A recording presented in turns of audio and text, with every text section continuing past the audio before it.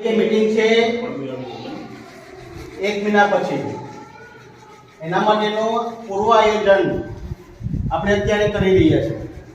જો આ મીટિંગની અંદર જો જનસંખ્યા આપણે વધારેમાં વધારે લાવી શકીએ તો આપણા વિસ્તારની અંદર જે આપણે જે અન્યાય થાય છે અધિકાર માટે એ અધિકારોને આપણે આની અંદર મજબૂતથી આપણે સરકારને રજૂ કરી શકીએ. તારીખ છે 30/12/2024. 30 તારીખ એટલે 1 મહિનો દિવસ બાકી છે.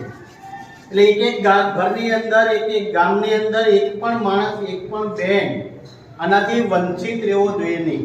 કે આપણું જે આવેદનપત્ર છે એ અહીં આપણે મામલતદારને આપવાનું છે.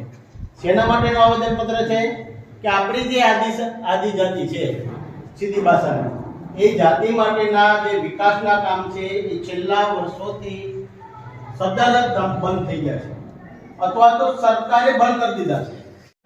આદિવાસીમાં આજથી પસાર તેવા આદિમ જૂથો આપણા 18 જ્ઞાતિ આવે છે અને વિકાસ માટે રાજ્ય સરકારે 1980 81 થી 82 ની અંદર આજથી કેટલા વર્ષ પહેલા આ પસાર જૂથોને અલગ બજેટની ફાળવણી કરી.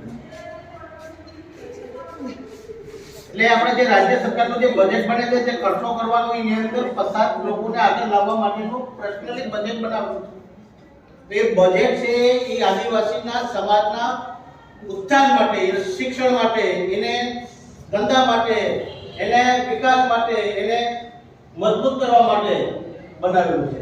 એ બજેટ છે એ નર્મદામાં વપરાઈ જાય છે, થોડુંક બીજા જગ્યાએ વપરાઈ જાય છે.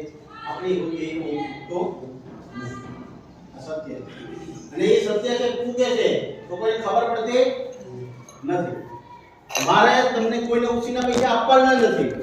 મારે તમને ખાલી રસ્તો જ બતાવવાનો છે કે કરિયાણાની દુકાન કરી તો તમને 2 લાખની લોન મળે છે તો તમને 2 લાખની લોન મળે તો એની અંદરથી તમે હપ્તા ભરી અને તમારી કરિયાણાની દુકાન હલાવી શકશો. તમને રિક્ષા જાણે કે ભાઈને લેવી છે તો એને રિક્ષા કે બોલેરો લેવું હોય તો એના માટે મદદ કરી દઈએ, કાગળિયા કરી દઈએ તો એને એ વસ્તુ થઈ જાય. તો એના કાગળિયાની ભેગા કરવા માટે આપણી જે જ્ઞાતિની અંદર છે ને એ શિક્ષણ ઓછું છે, એ લોકો ભેગા થતા નથી. બેનને જાણે કે બ્યુટી પાર્લર કરવું છે, કોઈને સીવાના સંચાલનનો આખો ઓલો કરવો છે, કોઈને દુકાન કરવી છે તો એના માટેની જે આ બધી સરકારી યોજનાઓ છે એ પાવરફુલ મળે છે. અને એ સરકારી યોજનાની અંદરથી તમને ઘણી બધી સબસિડી મળે છે.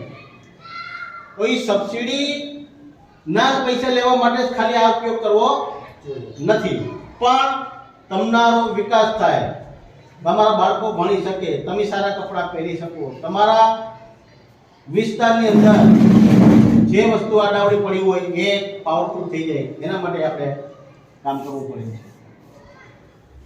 તો આપણે અત્યારે આપણે જોવા જઈએ તો આપણી કુલ જ્ઞાતિ છે 18, એની 30 જાતિમાંથી 50 જાતિ ગણવામાં આવી છે.